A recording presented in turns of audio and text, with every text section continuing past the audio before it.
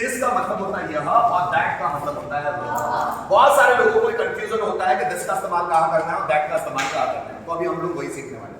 This और that, this और that. This का मतलब होता है यह और दैट का मतलब होता है वह। और जो दिस और दैट है ये दोनों की दोनों सजीव और निर्जीव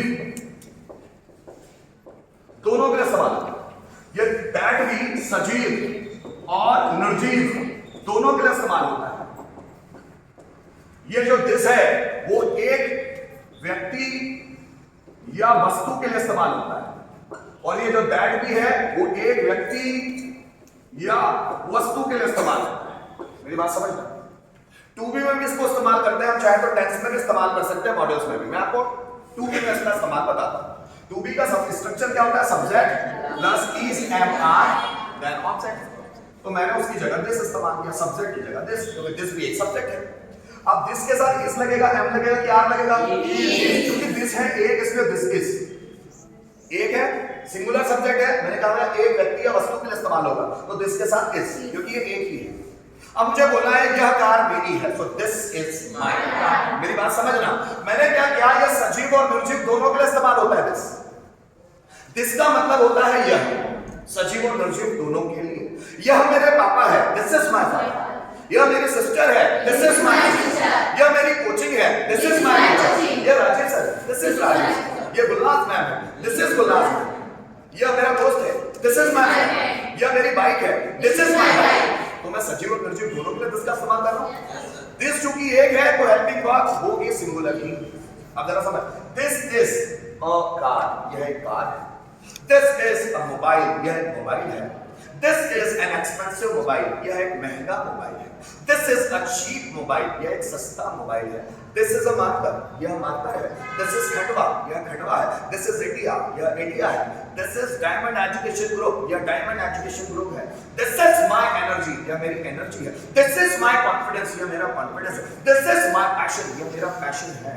this is company of Dhirubhai Ambani, यह धीरूभाई अंबानी की कंपनी है। दिस इज गवर्नमेंट हॉस्पिटल, यह गवर्नमेंट हॉस्पिटल है। This is the kitchen of my house, ये मेरे घर का किचन है। This is my father, this is my mother, this is my relative, this is my cousin. समझ में आ रहा है? एक होगा तभी इस्तेमाल करेंगे। क्या मेरी बात समझ में आ रही है? अब दैट को समझना, सजीव और निर्जीव दोनों चीजों के लिए दैट का इस्तेमाल हो सकता है। दैट भी एक व्यक्ति या एक वस्तु के लिए इस्तेमाल होता है, पर दैट का मतलब होता है वह मेरे पापा है, दैट इज माय। वह मेरी मम्मी है, दैट इज माय मदर। वह पंखा है, दैट इज।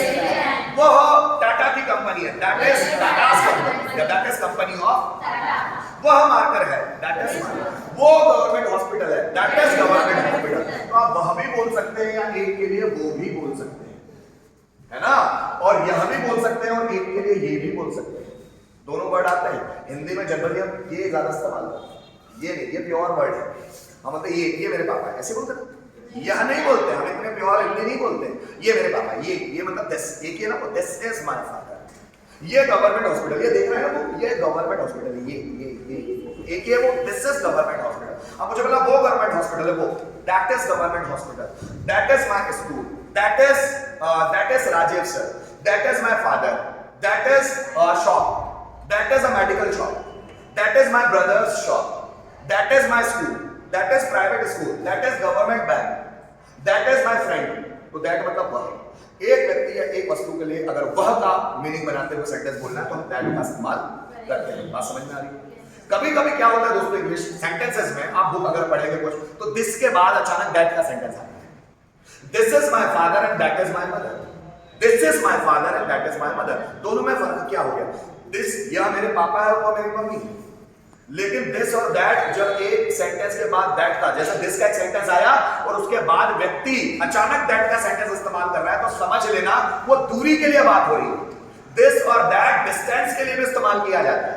जो व्यक्ति आपके ज्यादा पास होगा उसके लिए आप दिस का इस्तेमाल करेंगे, और जो व्यक्ति आपसे ज्यादा दूर होगा किसी की तुलना में, तो उसके लिए दैट का इस्तेमाल करेंगे।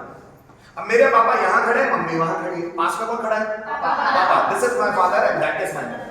मम्मी दूर है मुझसे पापा की तुलना में, तो मैं दैट इस्तेमाल करूंगा।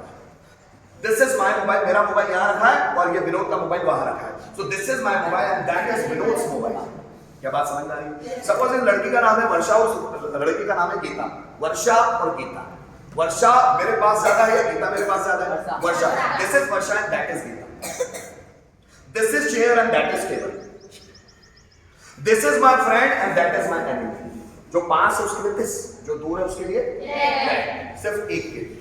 क्या मेरी बात समझ में आ रही है? वापस देखो, दिस तभी इस्तेमाल किया जाता है जब ये या यह का सेंस लिया जाता है एक व्यक्ति या एक वस्तु के लिए। दिस सजीव और निर्जीव दोनों के लिए इस्तेमाल हो सकता है, लेकिन एक व्यक्ति या वस्तु ही होना चाहिए।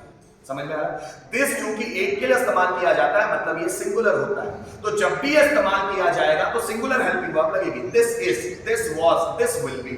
क्या मेरी बात समझ में आ रही है? That is, that was, that will be. अगर दैट भी इस्तेमाल होगा तो दैट कब इस्तेमाल होगा? जब वह या वो बोल रहे हैं। वो हॉस्पिटल है, दैट इज हॉस्पिटल, लेकिन वो एक ही होना चाहिए, तभी हम दैट का इस्तेमाल कर सकते हैं। और दैट का इस्तेमाल सजीव और निर्जीव दोनों के लिए इस्तेमाल किया जाता है। तो आप इसकी जगह दैट भी रख सकते हैं, है ना? और जब दिस